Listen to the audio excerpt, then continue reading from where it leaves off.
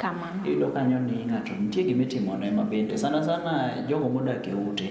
Iyudo ni seche moko landlord biro wito giki oko manyiso ni gigo kale to ang' datim nang'o to mana en e wuon ot. Koro kale chandruok mopogore mondo nikech okia. Iwacho ni kia jakel chandruok. In ja Kenya mani kod ratiro mare. Obila obiro omaki. Ang'o monego itim mokwongo kapok itimo gimoro amora? We akwonga chak gi gima polis onego tim mokwongo. Mokwongo kabisa polis onego nyisi ni ang'o momiyo omaki. Ok oyiene polis maki amaka nikech koro en polis. Onego nyisi e language miwinjo. Kata ka Kisumu ok iwinji, kata ka Kiswahili ok iwinji, onego nyisi gi dhok miwinjo cha. Ni an amaki nikech magema. Amaki nikech ofuli nitimo magema. Amaki nikech ayudi kitimo magema. Amaki nikech ripot osechoponwa kaluwore kama. Mano is the very first thing. Police emonego onyisi ni ang'o momiyo timore nade omaki. Mar ariyo, in owuon, you have the right to stay silent. So I call upon everyone. The rights of arrested persons initiated under Article 49 of the Constitution of Kenya. Gino en kata gima kitima simple Google search. Nyisa ni what are your rights. Onego I remain silent. Silent ni jokawega ni en gima rach. Wakawe ni koro wana intimidation. En gima inemo protecting. Because seche momaki no iluor donge. Inyalo poki wacho gimoro mawang the incriminate mbele. Emomi wacho ni you have the right to remain silent. The constitution emami right ni. Mondo eseche miluor cha, momaki cha, kikipoki wacho gimoro mawang koro koteri mbele to police wacho ni seche manu amake no nyiso wakano. Koro it is your right to remain silent because it is to your advantage. Maradek, you have the right to an attorney, kata the right to an advocate. Ikwa ni an gi wakili, adwa gochoni, idhi mi simu mondo igochne wakilini. Kata kiwacho ni an adwaro wakili, to in very ready mar chulo wakili no, timanyo ni wakili titimoro nade, ikelo ni. Maradek, onego bedni keli e court within 24 hours of arrest. Mano bende en gima police dhiga go marach. The only exception to this rule en ni omaki on Friday. Omiyo ineno kaka ji mang'eny mako Friday. Kata omaki on a public holiday. Then the law says onego keli e court in the next available court date. Matene ni komaki Friday to 24-hour rule cha does not apply. Nikech koro the extend nyaka Monday. Kata komaki a public holiday does not apply. The extend nyaka chieng' ma the next day ma court is sitting. Koro you have the right to be brought to court within 24 hours. You also have the right to medical care. Wawach ni omaki to samori inyori, samori tuo, samoro ntiere gima timie dendi kanyo. You have the right to request to see a medical practitioner mondo othiedhi, mondo kony tuoche manie e dendi. You have the right against torture. The right to dignity, human dignity. And this right, a constitution mar Kenya, it cannot be limited. Even jogani rights moko, kia right to privacy nyalo bedo limited, kia ngo wanyalo, the right to dignity cannot be limited. The right against torture, the right against being beaten, being subjected to inhuman behavior cannot be limited. Police ok nyal maki, ni koro nikech en police, ochako goyi, ochako rwadre kodi. Emomiyo ineno ka constitutional petitions work against the police every now and then. They do not have the capacity to do that to you. And you have the right not to be subjected to inhuman behavior. Come on. You have the right against torture. Yes. Torture ni en gima wahinyo neno seche moko ni odhi donjo na ni asuna jakuo to nokwalo gima kama tiyudo ni ibro goyi mondo eke wachi. Manyiso ni ma chiko koyie mano mokwongo. Penjo na bende niya ogoyi gi ng'a. Okay, Ogoi gi police, koso ogoi gi nikech police onego ng'e ni that is not right. Okay. Ng'ama ng'enyne iyudo ga ni okia gini en raia.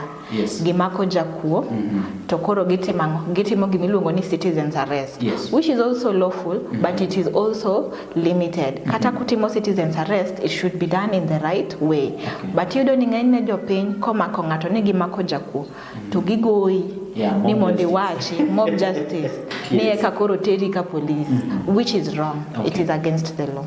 Come on.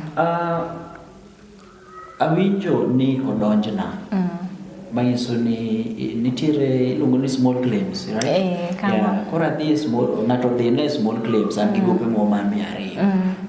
Baruo biro tinde piny digital inyanene WhatsApp. What is the first thing I need to do? The first thing you need to do, penjo na enia, baruo biro ni osedonjo ni koso odwa dhi donjo? Osedonjo na already. Ko donjo ni to nitiere gimiluongo ni claim form, modhi ofilo. Ofilo claim form, ojazo ni ng'ani notimo na kama, apesa marom kama, ma keso bedo filed. Koro kelo ni documents. Koro in nitiere gimiluongo onego bed ni in bindiko response. Okay. Response to the claim. In bende ibire court, tif ibdonjo on record, tindiko ni an kaluwore gi gimo wachono nokotimore kamano, notimore kama to kes chako. Lakini gima nyalo jiwo jopiny, yes, temi manyo wakili. Okawach marach, bendo okawach na jitetea. Yes. En mani ng'enyne aseneno kuma ng'ato wacho ni pesa ni tin, wewe adhi ajitetea. Kenda wuon gini anyalo, small claims ok nyal tama. To samoro ng'ato biro ni yoe kata 300,000. Odhi molo case mochako logi miluongo ni costs. Okay, yeah. Ma en kata 50,000. Yeah. Mama ne pesa madi chulo wakili, yes, mado konyi, made uloso kata wachne, kata de uloso kata out of court, kata dudo settlement. So at the end of the day, podi the end up ni chulo pesa cha, pesa mano negimi wakili cha, bende podi the chule in costs, idi chulo ngani. Yes. So at the end of the day, you're the one who is going at a loss. And at the same time, ngama dhie court ni bende anyalo advice no manyo wakili. Ng'enyne bende waseneno odhie court ko wacho ni an gini anyalo timo kenda, anyalo luwo kenda. Utero ni ng'ani owes me 400,000, 300,000 and I want to get justice. Ng'acha odhi yudo wakili. Yes. Ini wacho ni you can defend yourself. Ipo kata court ngado ni kata pesa no koro kuchuli. Okay. Makori penjo ni makata koro ni manya wakili. You understand? I know that we have the right to self-representation. To mano bende en gima ber nikech samoro raia adier ok nyal afford wakili. But at the very least temi manye kata ng'ama nyalo mi legal advice. Okay. Donge okochuno no dhio represent in court. Yeah. Inyalo manya tinyise ni wakili anayudo barua machal kama kata ng'ama chal kama dwa otimo na gima chal kama tadwa tere court. Nyisa gima nyalo timo. Wakili ok dhi charge 50,000 ne advice. Odhi nyisa ni miya moro matina mi advice mondo ine kaki dhi konyori, mondo kikichop kucha to kata gopi monego chulicha koro ani koro ine michulo gi kendo dong ineno ilal dere. So I know legal services ok ginga very affordable, but wanyatemo yudo kata advice mondo konywa e gik ma watemo kamano. Ng'ato komaki be state nyalo mi wakili manono luore. Okay. Most of the time, mondo mi state omi wakili, mokwongo gi consider ga minors. Okay. Yeah. Most of the time you don't minor obedo brought, they are in conflict with the law. Obedo brought in for defilement, kato obedo brought in for assault, whichever the case gimotimono. Ka en minor ma ok nyal yudo wakili ne mano mokwongo, to gimobedo charged godo no, en gima dhi miye kata sentence mar kata 10 years and above. So the court will most of the time request for a state counsel mondo mi minor ni mondo okonye. Nikech inyalo yudo ni samoro minor bedo found guilty not because they are guilty but because ne gikia kaka ne ginyalo timo mondo gikonyre. Yes. At the same time, for capital offenses, mostly at the high court level, capital offenses gin gi maximum sentencing. Bende the state nyalo consider mondo omi wakili. Not because again ni ati nikech koro gieri, okay, yes gieri, waeri, but because you have the right to representation mondo kikibi appeal kiwacho ni nakia gima natimo. Nakia ni ang'o manotimore to osemi maximum sentence. So it is also a way of the state reducing costs. Ok wadwa ni watim the whole process, ibed sentenced, kasto chak waduogo kendo ni yudo kori yudo wakili. We kara kok inyalo afford, we wami chor. Kama. Okay. Minors in most cases komak ng'ano minor. Kama. Itere remand mitere jomadongo. Nitiere children's remand ma kata moro wan godo Kisumo kae, and children's remand ma kata kidhie to it looks like a children's home. They are treated well, they are fed, they are treated like children, and they are educated. Kamano. Koro nitie wach moro ka. Asuna ne jokuoge omonjo. To kuom hawi maber kata hawi marach, asnach kata ka en silama ne giting'ono, tahinya achiel kata otho. Kesni obedo nade kech makti bro maka na neko. Ere kumichakogo? Ichako gi manyo jokuoge gi jomanodo kosane mitweya nikech na neko. Mokwongo, we anyisi ni case ka case, onge specific way ma case dhego. Mane kuma chake. Onge angle miwacho ni koro mato nyaka dhi kama, ni mato nyaka dhi kama. Case ka case, luwore gi strategy ma defense o adopt. Ko maki ni Asuna nochwoyo ng'ato gi pala. Ikuongi manyo wakili. Donge? Wakili ni ema bet piny to ng'iyo facts gote, to balance probabilities gote, to wacho ni koro wan wadhi adopt defense strategy machal kama. Kaka koro kipenya ni de an wakili ni da adopt defense strategy mane. To kaluwore gi facts mabe okimiya te, lakini kaluwore gi matin mimiya, ne wanyalo adopt self defense strategy. Wanyalo wacho ni you did not have the intention, because some of the ingredients for the crime of murder is the mens rea and the actus rea.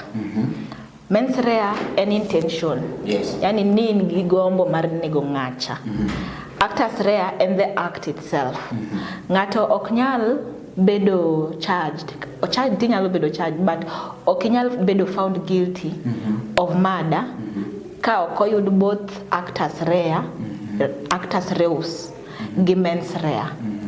Koyud mana actus reus to nyalo bedo reduced to a charge of manslaughter. Matini ni nego ng'ato kokidwa. To ka any oyud mens rea, my intention kod actus rea, maybe oyud kata the murder weapon, to eka kori wacho ni mano murder, man en gi capital offense. To koro manslaughter ni bende nigi defenses ge. Eka koro abiro ta wacho ni one defense wa enango self defense. Ne oki intend mar nego ng'ani, you are defending yourself, which is also allowed under the law. Provided you use the same amount of pressure, kata same amount of strength, mane gikelo nicha. In which case, kakinyisa, dongi kao mana gima neno godo cha. Ne either no chui, kati chui. So you protected yourself, you defended yourself. So that is the defense I would go for. Come on. Nikech yudo ka magi gik maseche moko Oganda itweyo mang'eny to nikech maybe kia mag chikena. Mana dir. Ka wadok chien kanyo matin. Ei weche mag chike kae, iwinjo ni in wakili weche mag land, wakili weche mag politics, wakili weche mopogore opogore kata weche mag nyithindo. Kaka in mokwongo, in wakili e weche magi? Asuna nan wakili. Kateri land tin sawa. And the reason, let me explain. Yudoga ni jok ma wacho ni an wakili weche mar land, wakili en ng'ama osebedo wakili for many years, ose practice for many years, makoro ose narrow down. Kata e biashara inyisiga ni you should niche down, donge. To kapok niche down, ikuongi temo mopogre, eking'e ni mane ma expertise na bere kabisa. Koro gisani anto pod atimo gite, chieng' moro achiel eka bro wacho ni an wakili mar specifically mae. Kama. Manyiso ni kataka ine yore mag land sana. Manyiso ni moko gibe pod inyalo timo. Moko ni an kura ga buke weche mag land kende maseche moko agini. Seche moko nitiere iluongo ni social media. Iyudo ni nitiere weche maseche moko bare kon gi kone ng'ato wacho gik ma ok owinjore ni idhi suma machal kama kata idhi oganda mang'eny inyo ndiko gik ma ok owinjore ni ng'ato ka gikia ni seche moko gima dho ngere luongo ni defamation is being charged. Mokwongo ere kaka gima ndiko mondo koto yie ni ka okes ni as a defamation act or defamation sentence or whatever he wrote on social media. Okang' mane chopo kanye makoro wach ni yes koro mae gimi wacho kuom ng'ane ni has to be en bura monego bed ni dhi mbele. Mokwongo kapok adhi ingredients mag defamation nikech mane miwacho agombo mondo anyis oganda ni nitiere ariyo, nitiere defamation kod slander. Yes, kod slander, yes. Defamation and written. Kaka koro ng'ato dhi ondiko mae wi ng'ato, opost wi ng'ato. Slander en ng'ama otimore nade owacho, odhi ko oketho ga nyingi, odhi onyiso ga ji ni an nyako chan kiterat. Mano koro iluongo ni slander. Koro ini penje wach defamation ka. Defamation nigi ingredients mage. Ok kata ingredients but defenses. Ka ng'ato wacho ni kitero case defamation bende gimi penja no enia niere kaka court ng'eyo ni koro case ni dhi mbele. Case dhi mbele. Case mora mitere court nyaka dhi mbele. Dhi mbele. Shida ni koro kochopo mbele mondo improve case ni. Yes. Mondo ng'ani bendo prove case ne. You are both given an opportunity to present your case, to present your evidence. Koro kaka wach ni dhi wewiya Grace. Tadwaro ni mondo abi aket ni case mar defamation. Tadhi ta ketie court. To ibiro defend yourself. Mokwongo, were these statements true? Okay. If these statements were true, then it does not amount to defamation. But proving that these statements were true, koro another prove ni statements ok ginangowa, ok gin true. In bende temo prove ni statements gin true. Koro kanye ma tegruok wuokega. Ka gin adieri and they can be proven, then they do not amount to defamation. You are simply telling the truth. Emo minenoga ka journalists eroga tiyo gi the word allegedly. Allegedly, yes. Okodwa weche mang'eny. Yes. Ondiko ni allegedly. Yes. Kasto o hide behind the ok ni o hide but o wacho ni I am a journalist. Yes. So I have the right to the matter was brought to my attention because they have not been proven. I wrote allegedly. However, we work equally kaka journalists. You also have to prove that you have the requisite qualifications. Man bedo journalist. Yes. Tinde wan gi journalists mang'eny. Social media pogo journalists. Tekni ng'ato sayawa TikTok account en journalist. Yes. Ng'ato sayawa Instagram account en journalist.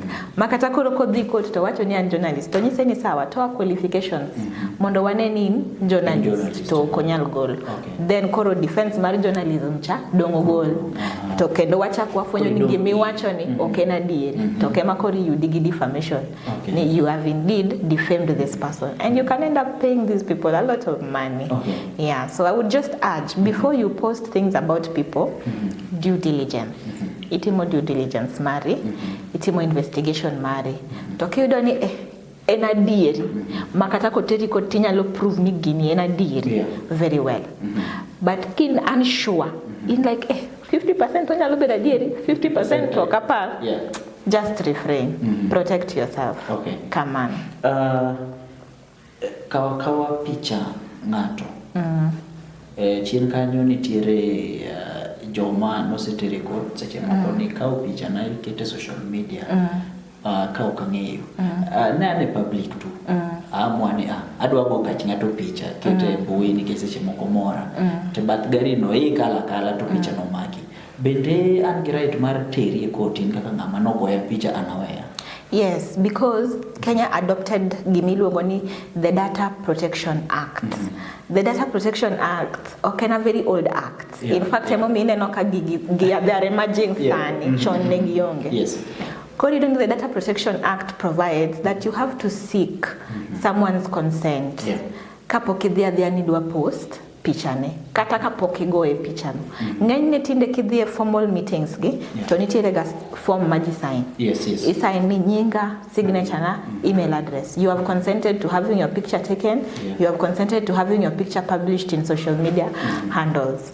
Although we were given time for institutions to fully utilize the provisions of this act, but gisani ki dhia ni thoni ungi meeting today go ng'ato picha itere social media without their consent, it is actually against the law. Token kata mana picha kende. Chon ni udogani there were these institutions that were mining people's data. Yes. Iyudo ni nikech idhi hospital moro to nikech iwega details magi dong iwe number ni nikech en private hospital iwe number ni iwe email address mari ng'ato dhi hospital to onyiewo data ni nikech ong'e ni jok ma dhi hospital ni gin jok ma nigi pesa tana dwa uso kata something like this magi jok ma ka targets so they can possibly buy my product. Koro odhi to nyiewo contacts gi e hospital ni kata institution mora ma jogi dhiye. To dhi to oro negi messages e WhatsApp, oro negi email address, emails. Ema mi chon ni udoga kata ni ng'ato oro ni message ni calculator yangu imepotea. Osedhi mine data from schools. Yes. Osenge ni magi parents. Magi nembnigi. Mako dhi oro na calculator yangu imepotea. So this is possibly someone who will feel ni my child or lose calculator dear. They were leading to crimes. So that is why the Data Protection Act was very instrumental mondo o protect data mag consumers. Come on. Mangiso ni kao data kata kao pich ng'ato kao king'ise kata unaware mano is criminal. It's an offense. In fact, we kata kao kise kawe storing it without authorization is an offense. Nikech seche moko idhi e bank dong data bedo mined. Iluongo ni mining. Gi kao data. So even that storage of that data for the period you are storing, for the period you need it is governed, and you need to be licensed to store that information. Come on. Mata kao pichi tabeti ya beta ankoro pichi ber na bera once umenini unless it is on a personal level kawa lakini if you're doing it as a professional in a professional institution then you are not allowed to keep people's data without their consent, without being licensed. Yes. Janyuol moro nitiere ma nyathine chando dala. Ofil ni seche moko skul otamore rie bende seche moko seol nikech nyithindo moko wuok magele moko jowete gi ntima omwa tuno wuok magele omwa ni koro dwa luoko ne chik mar sirikal otimo nano odwa luoko moko neno ke tero ka chief itwado iweyo moko tero na mamwa ni tero police station ironde bende en constitutional right ni ka nyathini tero ka chief kati tero kobila mondo rodhi wenego.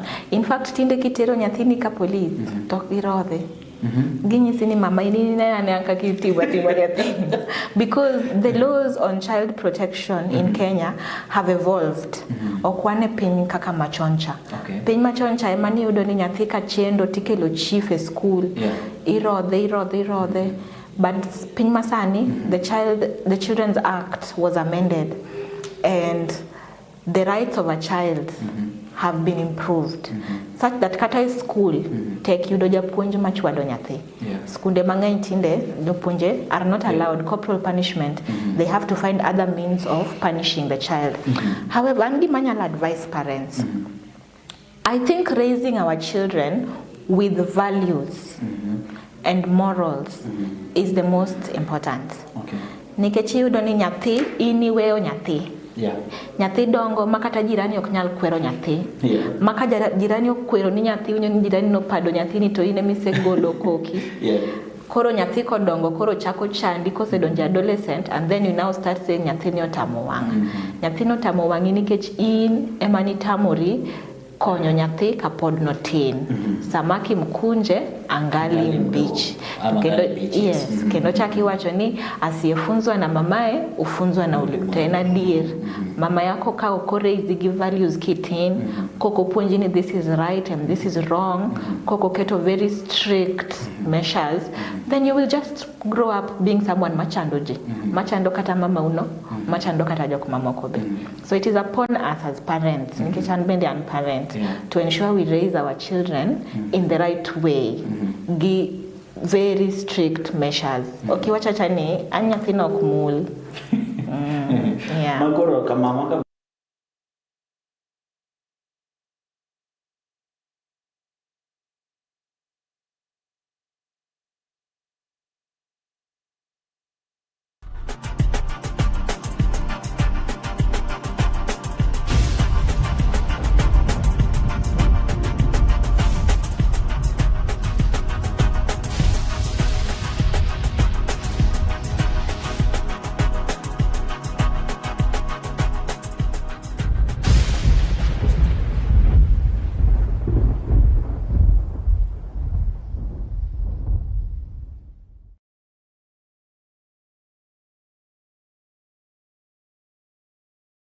Mokiore, sani giwacho ni I have my right. I have my right in mar nyathi.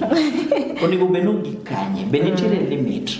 Nikech sani jenzi wangi ungeni mami mimi niko na right yangu. Huwezi nituma mara mbili. Kadalo watu seche moko ni nyalo ori dipatro onge gimi nyalo timo. Okapar ka nitiere kamora mora mondik ni nyathi has the right not to be sent. Onge. The only thing miwacho ni nyathi matin should not be subjected to any work that is generating income. Okay. Ineno. Mano koro child labor. Child labor pogore gi discipline. Okay. Child labor en niya, ikawo nyathini ni koro en bendo dhi timo mjengo seche mitimo mjengo cha, mondo ni ka ni dhi yudo 200 to koro yud 300. Mano child labor. Child labor en ni ikawo nyathini seche miluongi ga ni dhi tim mama fua. Yes. In bendi tingo nyathi. Koro en bodhi konyi sombo pi. Mondo ka ne en 200 yes, to chieng' no ulos 400. Mano child labor. Child labor en ni kaka moro nitiere case manowuok ma mama moro already she's committing a crime oloso ga changa moko michwako to koro additionally okelo nyare ni nyare bende is now a product. Koro seche ma jogi mer kaeni to bende kidwa mulo the breast N50 kidwa the piny mano so kidwa the piny mano 200. Mano is child labor. Okay, yeah. You understand? Child labor is subjecting a child to treatment ma nyathi okonego bed subjected to. Ma maybe an adult emobedo onego bed subjected to, like laboring for money, kaka gik machalo kamano. Lakini ni nyiso nyathini ni dhi na duka idhi omna mandas, chaki nyise ni dhi omna mkati, chaki nyise ni dhi omna chak. That is not child labor. Okay. That is simply a parent sending their child. Nikech okiore ti nyise ni kidhi tami 50. Dogini ore aura kaka nyathini. Nyise ni dhi luok na sendi. Nyise ni so long as ni bende okokal kiwango moro mar koro ni nyathi ol, nyathi koro is suffering. Mano does not amount to child labor. Come on. Okay. Kude mo imanye tije. You look at the manyo teach. You make contract. You made the last 2 leaflets. My contract mo design. Ntie moko madire kama yudo ihinyo yudo ni seche moko okumi kaito chopo sama koro seche moko iwe tich or you're parting your ways with the company. Kokingise ni koro the full contract is here. Magi ma notimore onego beni timo magi ma. Ratiro mara employer gi employee ni kanye. Wahenga no wacha, keni wahenga gin ngawa gin. Kwerewa machon. Lakini ndalo moko na winjo kana giwacho ni if you want to hide something from a Kenyan, put it in a book. Yeah. put it in a contract and you will hide it. Yes. Oken kata ni pando nwaga contract. Enena ni one lazy somo contract okwadwa somo. Ineno ni paper ni 10 pages. To jogi osenyisani dhi chula 30,000. Yaere kama sign. Inyisi ni sign mana toke ka. Yes. In bi sign toke ka. Koro chieng' ma koro tich orumo, koro kichako paro ni kila ne contract. Yes, owacho nang'o. Iyudo ni nitweri, koro kichako wacho ni an ok gimiya mogogo. Ne gimiyi baba. Ine manitamori. Wagizo ni ine manokisomo. Ine manokisomo. So what I would urge, owetena gi nyiminega, wasom, wang'iuru gi somo. It does not, in fact, kokinyal some, kawikelna. Okay. Donga ananwa kili nikech monda somni. Yes. Kelna inyisa ni egresi. Somna gini. Nyisa ni gini wacho nango. I have a friend who I really like habit mine godo. Enga otimo gani ni influencer gi. Yes. Kama tinde jitimogi. To any time mommy a contract. Ni this is the contract. Oro naga e WhatsApp. Kata ka ina room moro. Okwa picha pio. To nisa ni Gracie nisome hiyo kitu haraka. Niko kwa hii meeting nafaa kusign hii contract. Nisome uniambie kama inanifunga. I don't even charge him. Asoma tanyise ni yes. Mae ditwe imbeleka nikech magima penjigi about this clause about this clause to kata ka neno ka bet ben say this is a good contract, this one you can go with. Ineno it does not take much. Tinde bende wan gi so many avenues. Inyalo penjo ngato kata inowuon isome, we are learned, we are educated. Kineno kantire clause moro michichgo, you can do a quick Google search and ask, is this okay with me? Is this not okay with me? What are the implications mag mae? Mondo in bendi protect yourself. Okni winjo 30,000 mapoki nenoga. Koro. Ochandowi. Ope wachore ni seche moko contract ge hinyo ndek gi seche moko zungu ma vocabularies mo be seche moko dongo. Emano ta dier. Koro yana understand ibo yudo ni kum gigo te misomo clauses adek kende seche moko you understand. Donyo mi awacho ni kai neno kantire ti Google. What is the meaning of an equivocal? To Google nyisi ni an equivocal no tiende kama. Tiacho ni kaka gisemo wache to you understand. Okay. To contract nikimi onego bedni mi go for how long nikech jomoko wacho ni onego bedni mi go for 2 days dhi kode bed kode you understand. Jomoko be wacho ni kako mi go na kako onego bedni sign bentire period monego bedni mi go mondo gine. Koso moko luore kamano. Kendo under the Law of Contract Act onge ni there is a specific period monego bedni mi contract mondo this sign. Nikech the only thing any you should understand that you have a right. Mane shida maji okelewaga. Inenoga ka ngato miye contract, they don't even ask. Can I go and read this? Can I go and consult on this? And take no miye contract okao ni kako miye no, they must sign it immediately. Kata some of these loan agreements. Ngato dhi sako senyise ni wadwa mi loan ne en kako se unyoni dwa mi 200,000. Onge mana koro niko ka sign gini sani to loan ni baya. Koro I think we ought to understand that we have rights under the Law of Contract Act. You have the right to request to read through the contract kata for a day, kata for a few. Onge gima dhi kethore kana en ngama dwa ndiki teacher dear. Kinyise ni adwa dhi somo contract ni kata for 3 hours moko. Mia kata 1 hour mora dhia kamora some mo satieke. Donge onge gima dhi kethore. To kana en ngama ne dwa ndiki unless ni en ngama dwa inyi. To kana en ngama dwa ndiki adier and they were genuine about it, they'll just tell you no problem, go into this room, you have 1 hour or 2 hours, read through it, sign it and bring it back. Moko bende nyisiri you can even go with it and bring it back the day you are reporting. Nyisani I have seen the contract, can I go with it if I'm starting on Monday to kawuono Friday, can I come back with it on Monday having signed once I have read and understood all the context. Come on. Iwacho ni gidongere wacho ni no one is above the law. Bende sama koro nya chopo makoro iyudo ka ngato koro chuno ni nyako keth chik. Ma is also defendable a court. Apa ni gimi penjo no oken ni nyako keth chik. And ni are there rights that can be limited. Yes. Donge. Kaka koro, the right to privacy. Yes. We have the Utumishi girls scenario. They were being recorded in their dormitories. And then the question arises, is this right? Because we have the right to privacy under the Constitution, and this should not be admitted into evidence. So now that begs the question, bende nitiere rights moko manyalo bedo limited in some instance? Yes. And the answer is yes. Nitiere rights manyalo bedo limited in some instances. For example, the right to privacy. Kidhie jela. Podangi wacho ni anadwaro right to privacy. Okay. Dongo kinyan. Nikech koro, you are in a setup that does not guarantee you the right to privacy. Nitiere rights mopogore opogore. Koro kaluwore gi gimi wacho no ni en ang'o manotimore kimia specific scenario, then anyalo nyisi ni in that aspect nyalo bedo ni notimore kamano nikech mae gima kamano. Okay. Manyiso ni nitiere seche moko yudo ni ng'ato, for example, miwacho kaka mar utumishi no. No case CCTV kar nindo ma ok onego beni timore nade keto. But at the same time, be mokonyo wa mondo wang'e ni ng'awa gini manotimo kama. Manyiso ni nitiere kama bendo konyo kata oketho right man privacy kama. Bende okinyal ng'eyo. Let me tell you, as parents, seche moko watero ga nyithindo school, and there are forms we are given to sign. Okay. Because as a child, you do not have the right to consent on your own. You know, ionge gi capacity to consent. Yes. Ekaka the law nene. Only your parent or guardian has the capacity to consent. Kori do seche mane parent kata guardian sign. Yes. No say consent. Koro inikia lakini you have consented to being recorded. Okay. Come on.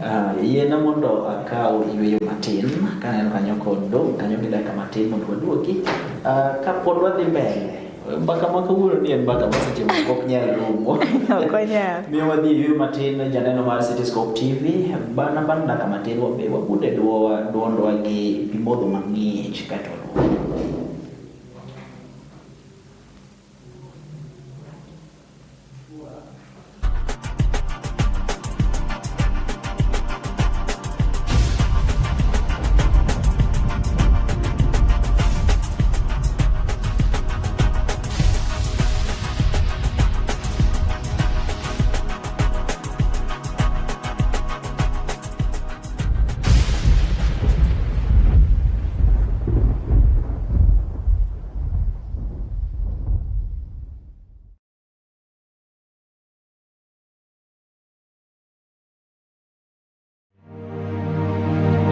in gi lek mar bedo jafuambo, jalendo e wang' jowi, kata jalony e weche mag mbui.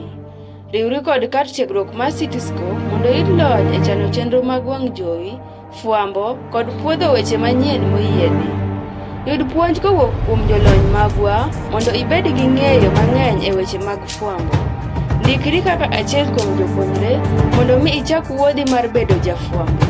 Mondo ing'e mathoth, ywanwa tol kokalo e namba 0726324028 kata tudri kodwa email marwa cityscopetv@gmail.com kata www.cityscopemediacenter.co.ke. Cityscope Training College. Dreaming of a career in journalism, television or digital media? Join Cityscope Technical Training College and gain hands-on training in television production, journalism and news production, and digital media and content creation. Learn from experienced media professionals and develop the practical skills needed to succeed in today's fast-growing media. Enroll today and start your journey toward a rewarding media career. For inquiries, call 0726-324-028 or email us at cityscopetv@gmail.com or visit our website at www.cityscopemediacenter.co.ke. Cityscope Technical Training College. Think, believe, and achieve. Dreaming of a career in journalism, television, or digital media? Join Cityscope Technical Training College and gain hands-on training in television production, journalism and news production, and digital media and content creation.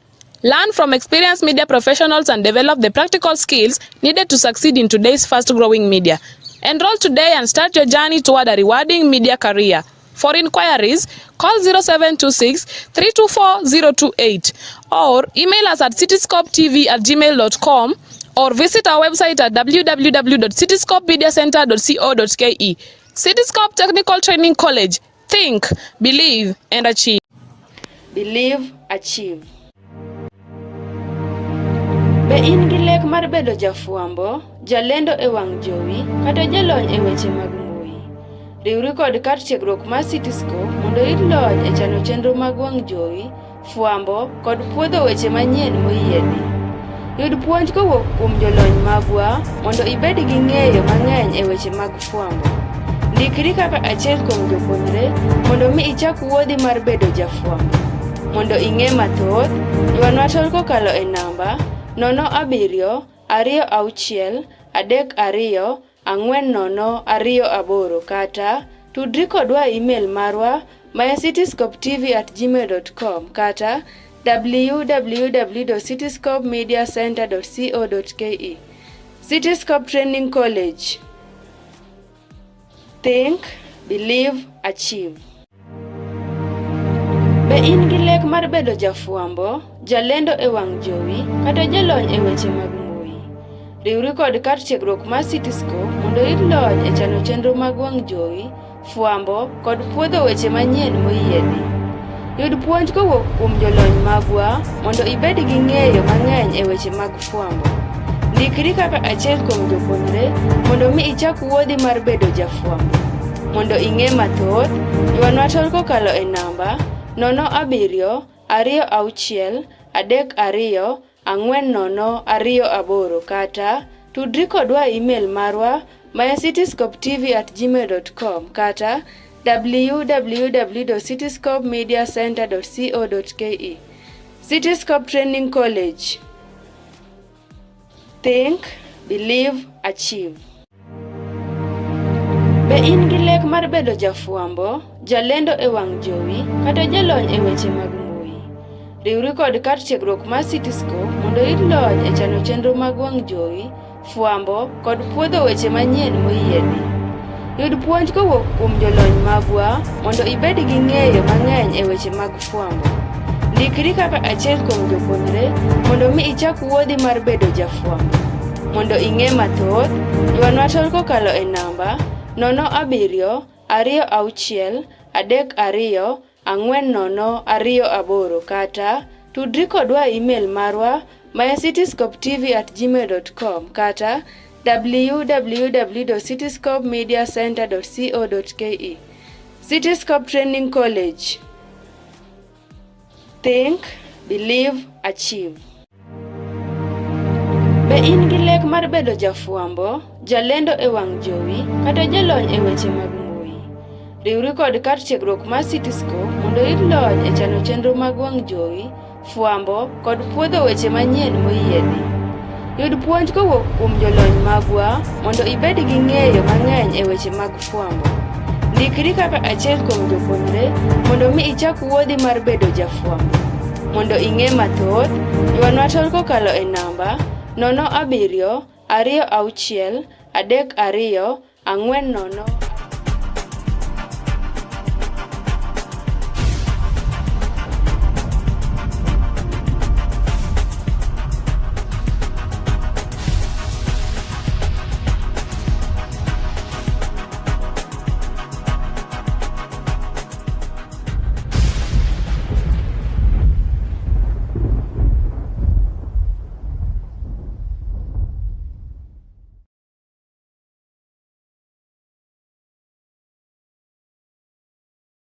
Machiegni kendo janeno mar Cityscope TV e chenro mar oyawre onagi tielo mogik mabende wan kanyo kod wakili mabende fuonona nwa weche kaka onego bedni wang'egi, kuma onego bedni wadhiye, kaka onego bedni wachako ka wang'iyo weche mag ratiro kaachiel kod chike maritowa. Machiegni kendo wakili. Erokamano. Wase wuoyo weche mang'eny. Koro yie mondo wadonje matimore nationally. Ineno kanyo ka gazet kata TV owacho weche moko ewi bilion 7. Trillion 7 mabende wachore ni debate ni nokawo e pacho ka. Ma seche moko chal ka gima noko tigo e yo makare. Okil Rutata mabe senator mabosia otero petition gi court. Kendo dwaro ni mondo ler na japiny ni pesa ni notimamo. Kes machal kama. Ichako winje gi kanye. Kes machal kama ichako winje gi High Court kuma ema paro ni entiere sani. Yes. To kes machal kama is very important nikech iluonge ni public litigation. Okay. Okiam tata gimotimoga odhiga e court o challenge gik madhi korka public litigation. Odhi o challenge gima inyo japiny. To the reason momiyo case ni is important, gi challenge if debt manokao no nikech cheche moko government kao ga loans. Yes. To gi challenge ni loan mikao gi kaka koro mane government mar Uhuru to okao. Yes. Did it comply? Bende no comply gi mokwongo the constitution, gi mar ariyo the Public Finance Management Act. Nikech yudo ni seche moko to en adieri jotendwa gi nikech koro ging'eyo ni gin gi opportunity mar kao loan. Odhi to kawa okawa loan, otimo matin, otiyo nego jopiny. To modong to kete mfuko. Okawach ni mane manotimore. Awacho ni it is a possibility. Kaka dhano inyalo poki kao mang'eny mondo matin itim nego jopiny gimoro to modong ikete mfuko ni. Koro wealth ni ema medo accumulate at the expense mar jopiny. And the reason momiyo jopiny nyaka penjogi nikech loan gi ikao to ing'e ni collateral en ang'o? Taxes. Yes. Ikao loan kinyiso World Bank ni miwauru loan to wadhi medo choko tax mar ni wachulo mondo wachul loan. To because they know that you are able to increase the tax, they will give you the loan. But japiny ema timore nade ema inyore. Cost of living dhi malo.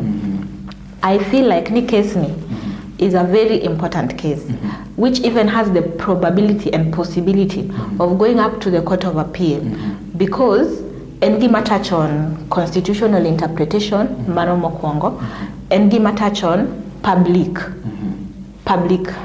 rights. Matiende ni kao dhie Court of Appeal to it has the possibility of setting gimiluongo ni precedent ma very important. Manyiso wania can our leaders just take loans kaka gidwaro? Koso public participation nyaka bed maber. Mano mokwongo. Secondly, dhinyiso wani what is the place of gimiluongo ni odious debt. Debt ma ena debt ma ok kony. Okrum to kony. To mar adek odhinyiso wa ni can the members of the society or can anyone come and challenge the process of loan acquisition by the government, which is very important because loans nyalo konyo piny, but at the same time loans nyalo cripple piny. It will mean that now we have a voice in how our society and our country is managed in terms of funds and finance. Loans maseche moko wakao kaka piny. Security bedoga mane? Imagine ni security and tax. Security and tax. To ka dipo ni choko pesa ni mawaduoke e wang'sa. Otamwa. Bende nitiere gima joka nyalo timo koluwo chik. Oktamu nikech any government mabiro biro kong'eyo ni this is the loan that this country currently has. To serve this loan, this is the amount we need to collect in tax. If you do not collect that amount in tax, samoro kata uwacho ni land moro specific kata gima chal kama ema jogo kao. But at the end of the day, every government that is coming knows that this is so ngamadhi medo inyore en japiny because taxes will keep increasing because next year be pod gidwa ne gikao chak loan machielo, the next year chak loan machielo, so taxes will keep increasing and increasing and increasing to the detriment mar ngawa japiny. To japiny nitiere japiny mabiluongo ni common mwananchi. Common mwananchi bende en gi right mar ng'eyo ni government dhi kao loan mar 2 trillion 2 trillion kawe magi ma eka kodhi tiyo koso wani common mwananchi en ngamo nego beni ngisa ni ne wasekao gimi luongo ni public participation no mine na nyisi ni case ni dhi konyowa because it is going to tell us what is the place of public participation e kawo loans bende yene government dhi kawa loans ma public participation okobede moko nyiso jopiny ni mae loan mowadwa kawo mae kaka loan ni dhi tiyo mae kaka dhi chul loan ni ma japiny go say ni yes wayie dhi kawo loan mane gima case ni dhi nyisowa kamano ong'isi ni loan koro wadhi kawo 2 trillion japiny oyiere go loan yo biro okotimo gimonego bene kaka nowinjoru gi japiny japiny timo nang'o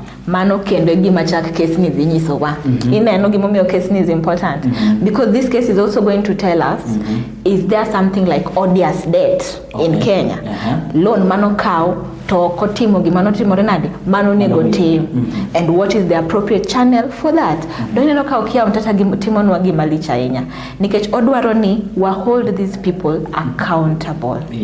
It is okay to take a loan but first of all did you conduct public participation mwananchi bende nyisi ni sawa dhikao loan yenyengwa wabiro chule mara reyo kani se kao loan ni bende nitimo kode gimone bende nitimo kode as per the Public Finance Management Act bende notiyo maber maradek benitiere ng'ama notiyo marach gi pesa ni kata ng'ama no act beyond their powers ka pesa ni nitiyo godo kamano sani king'iyo gowi mar 7 trillion omako kanyo ker machon William na Uhuru Kenyatta kachiel kod William Ruto for example gowi mokaw sani kadipo ni Kindiki okobedo ker ma next ng'ama chiele mobedo ker to wach machal kod ma odhi e court ng'ano machunge bao atodong ing'eni ya ng'ano machunge bao oken ga ni nitiere ng'amo ndiki ni nyaka chunge bao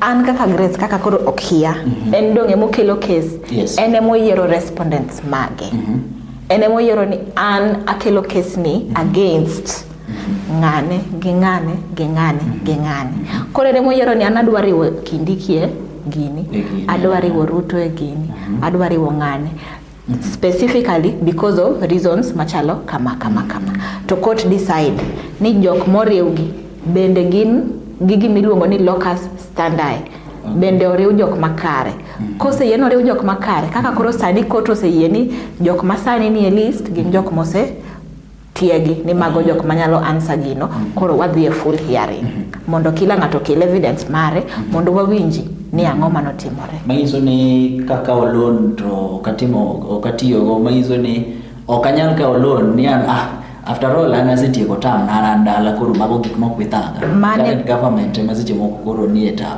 mane koro gima case ni dhi nyisowa nikech maybe that has been the trend ni ng'ato kawo loan kong'eni anasitieko tam gima idhi konya godo onge to koro sani okia dwaro ni mondo koto nyiswa ni kata ka inise bet nise wuok to podo yie ni keli manyisi miduok pesa mar jopiny okay winjo ka producer mara ngisa ni time marwa kata seche moko muda marwa iluwacho ni muda e umayoyoma mayuka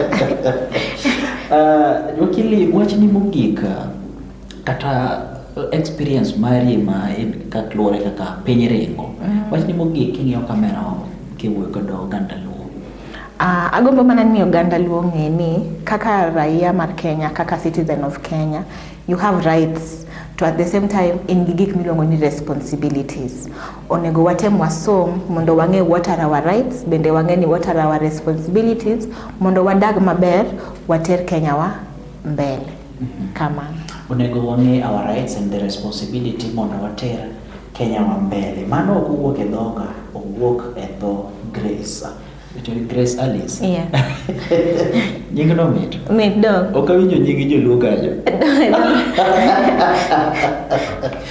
ba ne na chenro mar oyawre nage telo mogika ne watwa kanyo kod wakili Grace Alice mabende ofuono no achiel ariyo ageno ni ya kod puonj mopogore nitiere gima koro ng'eyo ni kobilo maki ang'o monego bed timo kodonji ni ichako e kanye nyathini ka chandi mano nyathini ine monego bed ni timore nade imiye puonj makare kendo onego bed ni imiye itaye e yo makare.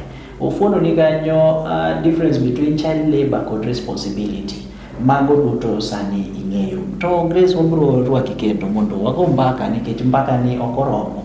Nitiere mathoth monego bed ni wafuono to nikech time kata nikech saa ok oyiena. Miyo mane tayi e chenro ni kochakore kanyo saa 2 nyaka romo kanyo saa 4 en ana suna the chief. Oriti uru odiochieng' makawuono. To bende par ni ok awei kendi, awei kanyo kod Clifford ma bende bro tayi e chenro mar The Scope Connect ma bende bro chakore kanyo saa 4 nyaka romo kanyo saa 6 makawuono ni.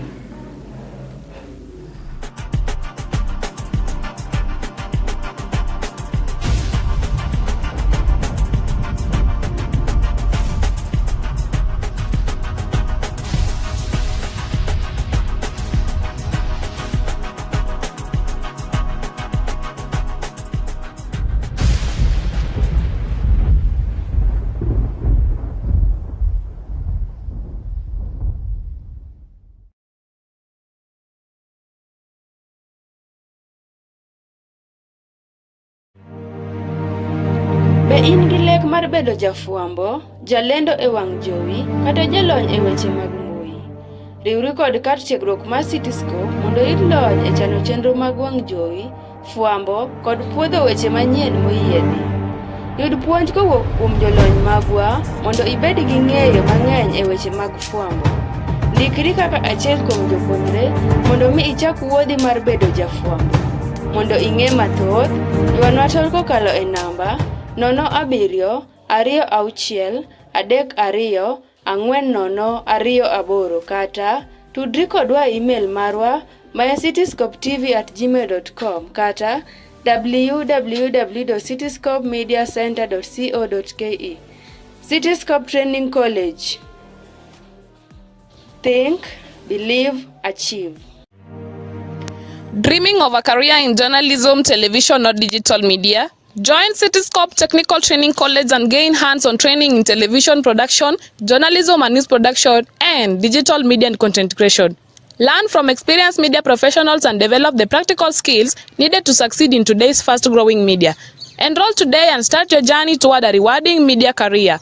For inquiries, call 0726-324-028 or email us at cityscopetv@gmail.com or visit our website at www.cityscopemediacenter.co.ke. Cityscope Technical Training College. Think, believe, and achieve. Dreaming of a career in journalism, television, or digital media? Join Cityscope Technical Training College and gain hands-on training in television production, journalism and news production, and digital media and content creation. Learn from experienced media professionals and develop the practical skills needed to succeed in today's fast-growing media. Enroll today and start your journey toward a rewarding media career. For inquiries, call 0726-324-028 or email us at cityscopetv@gmail.com or visit our website at www.cityscopemediacenter.co.ke. Cityscope Technical Training College. Think, believe, and achieve. Dreaming of a career in journalism, television, or digital media? Join Cityscope Technical Training College and gain hands-on training in television production, journalism and news production, and digital media and content creation. Learn from experienced media professionals and develop the practical skills needed to succeed in today's fast-growing media. Enroll today and start your journey toward a rewarding media career.